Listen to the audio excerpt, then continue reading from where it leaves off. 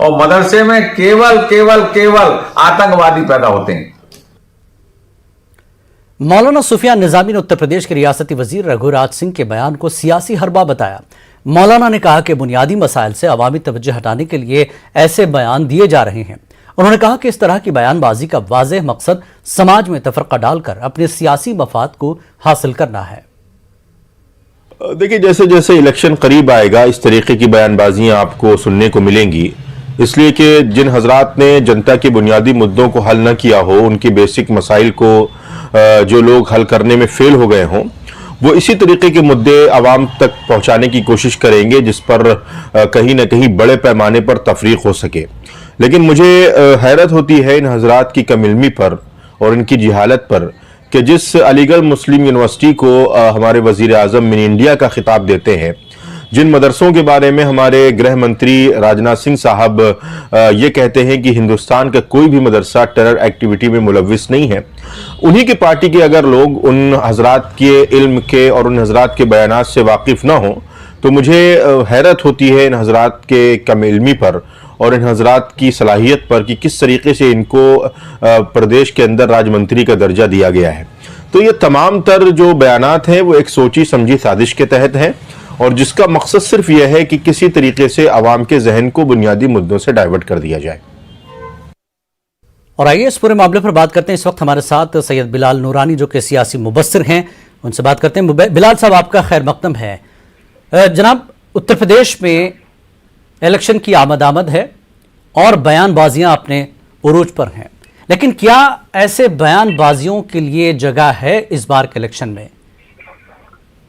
देखिए, तो सबसे पहले ये बहुत ही शर्मनाक बात है जी कि इस तरह के एक जिम्मेदार ओहदे पर बैठने के बाद इतनी हल्की और मतलब बेहुदा किस्म की बातें कहना मुनासिब होगा करना कि मदारिस दहशतगर्दी का अड्डा है और हम इनको मटियामेट कर देंगे, हमको मौका मिल जाए। अरे मौका तो मिल गया आपको, पूरे मुल्क में आपकी हुकूमत है, उत्तर प्रदेश में आपकी हुकूमत है, तो आप इसके मुहम्मल बयानात देने से कोई मसले का हल थोड़ी है ना। इसको ये अमली जामा पहना पाएंगे। मदारिस का कयामत कायम रहेंगे क्योंकि वहाँ तालीम जो दी जाती है वो आपसी मेल मोहब्बत और भाईचारे की दी जाती। इस्लाम में मसावात है, इस्लाम में बराबरी है, इस्लाम ने दूसरे मज़ाहब के एहतराम की तलकीन की है। तो इस तरह के बयानात फर्जी किस्म के देना, क्योंकि उत्तर प्रदेश के इलेक्शन में एक तरफ किसान आंदोलन खड़ा है और दूसरी तरफ तमाम सियासी पार्टियां मुत्तहिद होकर एक खेमे में जमा हो रही हैं। इस हालात को देखते हुए भारतीय जनता पार्टी इतना बौखला चुकी है कि वो अभी तो इसी किस्म के दे रही है। मैं उम्मीद करता हूँ कि इससे भी बदतरीन बयान वो देगी।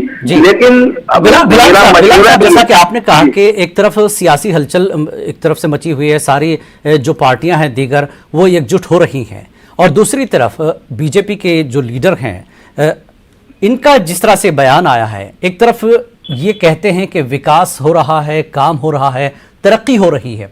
तो क्या इस बीच जो इलेक्शन के लिए उमूमन रियासत की बात होनी चाहिए, तरक्की के मुद्दों पर बात होनी चाहिए, तो इस बयान का क्या मतलब निकाला जाए कि क्या या तो फिर विकास नहीं हो रहा है, काम नहीं हो रहा है?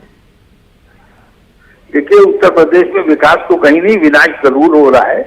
लोग मारे जा रहे हैं, बिल्डिंगों को तोड़ा जा रहा है, लोग बेगुनाहों को मारा जा रहा है, बलात्कार हो रहे हैं।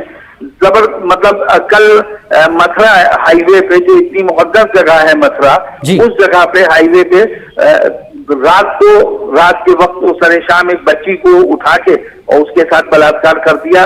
सामूहिक बलात्कार कार के अंदर हुआ और उसको हाईवे के ऊपर फेंक दिया।